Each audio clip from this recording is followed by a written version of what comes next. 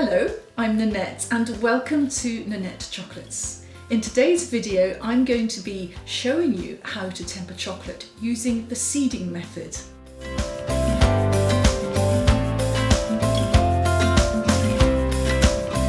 So today, to temper the chocolate, what we're going to end up with is shards of chocolate like this. So a very straightforward, simple thing that you can then use just to simply guzzle in front of the telly on a Saturday night or decorate your puddings or cakes with, for example. I shall be using this chocolate here, which is a wonderful milk chocolate. It's a 40% milk chocolate with boosted cocoa and reduced sugar, so it has lots of flavour to it. It's quite punchy. I tend to use this milk chocolate with all the chocolate that I do.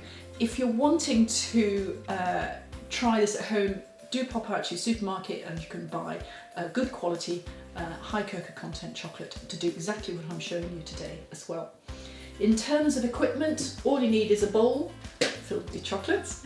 I will introduce you to a couple of things as we go along through the process as well and explain whether or not you need to invest in this or what else you could use that you might have at home already. So let's start.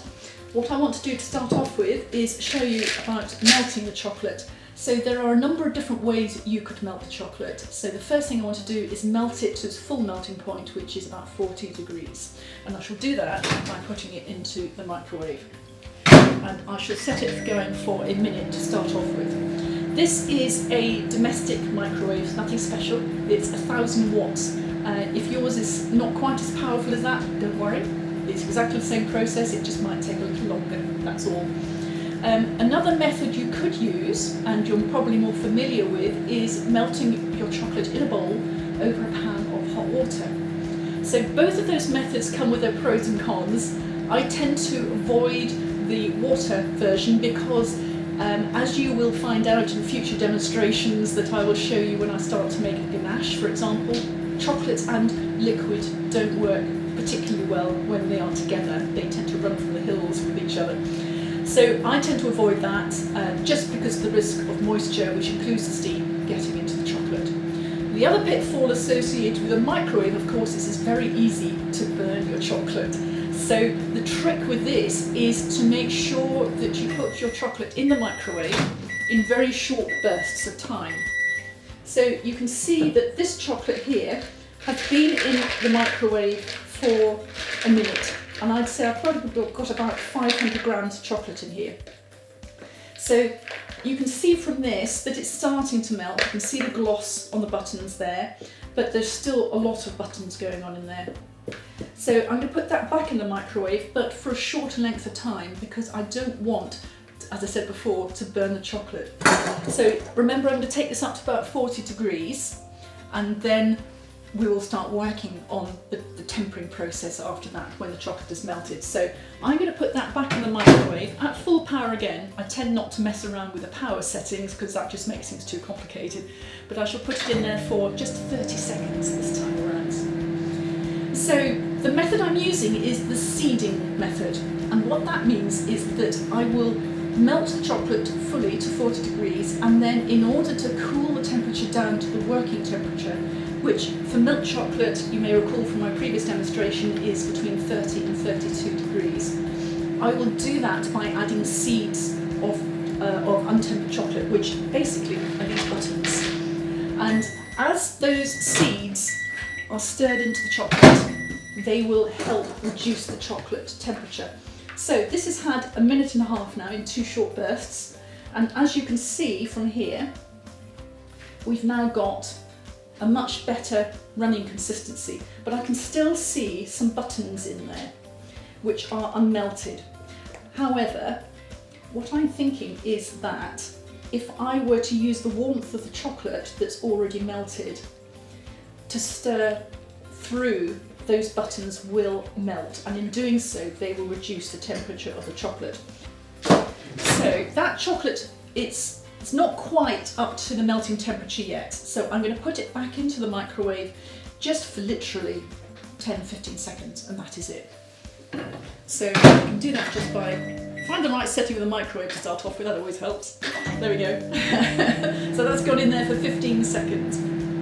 So that'll be ready before we know it, and then we can start the tempering process. So I mentioned before that we're talking about the seeding method here, and for that I'm going to be adding new buttons of chocolate just in order to help with the tempering process. I'm going to explain what that is in a second as well. So I want to introduce you to a bit of kit, because you may well be asking, how do I know whether or not this chocolate is fully melted? How do I know whether it's got to 40 degrees or not? So this bit of kit here is my temperature gun. So it's just an infrared ray, which if you can see on my hand is just a red spot, which is really usefully telling you my hand is about 26 degrees. If I were to shine this onto the surface of the chocolate, it's telling me it is actually spot on 40 degrees. Couldn't have got that better if I tried. So that is fully melted chocolate, and you can tell there it's got a lovely gloss to it, and there are no lumps and bumps left in there at all. So if I were to use this chocolate like that to make anything, it would take hours to set. And we talked about in the tempering demonstration about chocolate that's not been tempered properly, that when it sets eventually you would get a white surface to the top, which is your fat bloom. I want to avoid that, and by the tempering process will prevent that happening.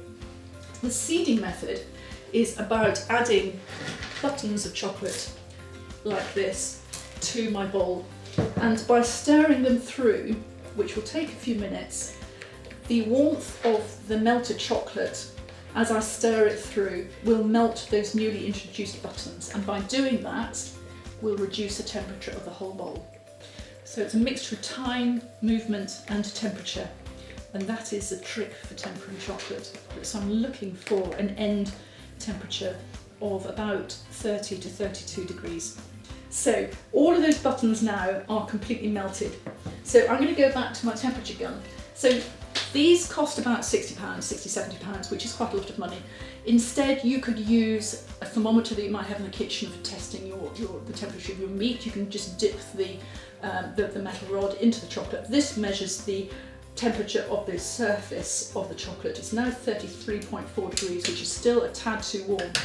So I'm just literally going to take a few more buttons and add those to the chocolate and let it go like that. If you don't have any temperature guns or any other method of measuring temperature in your kitchen at all, then don't worry about that, because when I've got these last few buttons to melt through, I will show you how to test whether or not your chocolate is tempered in any case. So it doesn't matter that you can't test the temperature as such, although it does take some of the guesswork away. So if you're wanting to do this more regularly, it might be something that you think about investing in. So there we go.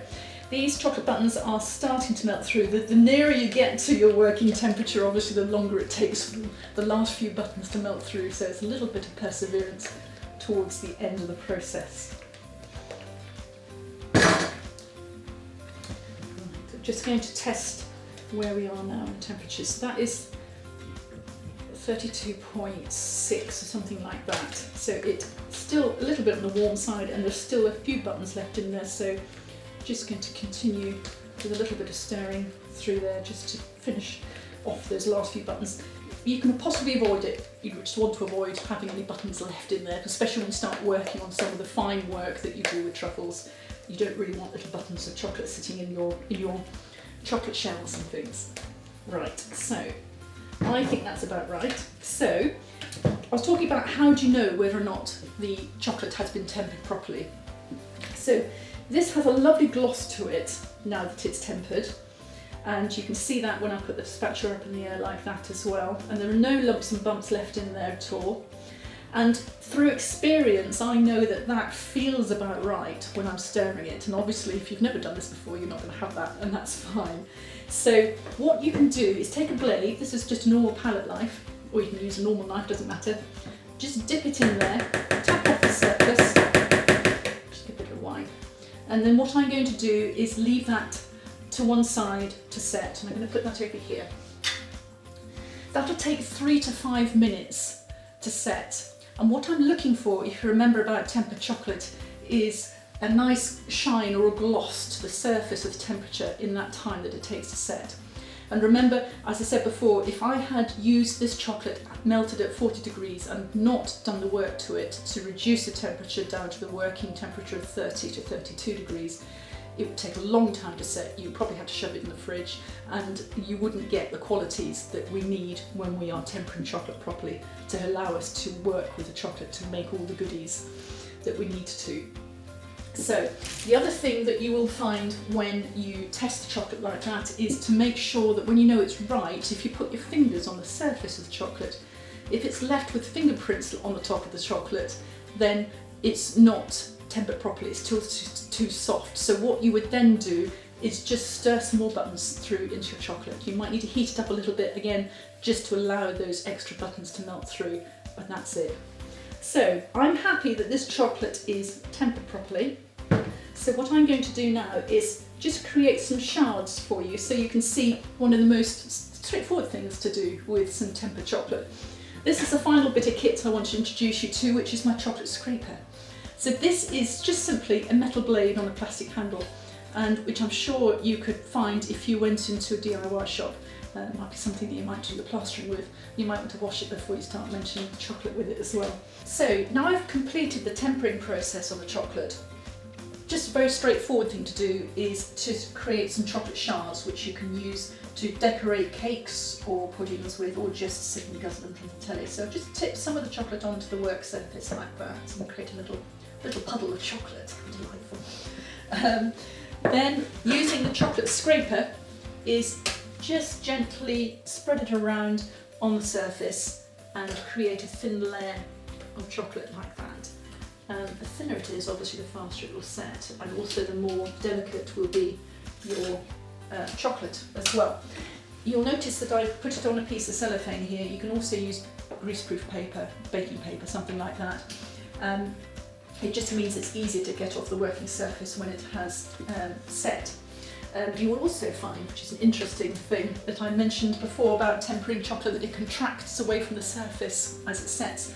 As this sets, if you come back in about 5 minutes, you'll find that the chocolate will effectively picks up the edge of the cellophane that sits on as well, so you know that it's worked properly. So this is now set 3 to 5 minutes later, and I can then test this by using my fingers on the surface of the palette knife. So all I'm doing to test whether or not this chocolate is tempered properly is, now it's set, is I'm just going to put my finger on the top there, and as I move the finger around on chocolate, it's not leaving any fingerprints on the surface of the chocolate, and that's a great indicator as well that the chocolate has properly tempered, it's set properly. So this chocolate that I have tempered has now set, and one of the qualities that I was talking about before is about when tempered chocolate is set, it also contracts away from the surface. In this case, it's sitting on clear cellophane, or it could be parchment, baking parchment for example, instead. And what it's actually doing is taking the parchment off the work surface, and that's a different way of contracting. So in order to create shards out of this, I'm just going to take a clean chocolate scraper and just slide it underneath like that. And as you do so, it just comes away, you can just get your hand under there, it just comes away from the surface, and then you can just break it like that, and then just create your shards. This is quite thin, this chocolate. You can make it thicker if you're wanting something a little more chunky for eating or when you're decorating your shards, but this is something that you can just eat in front of the telly or use to decorate your cakes with as well.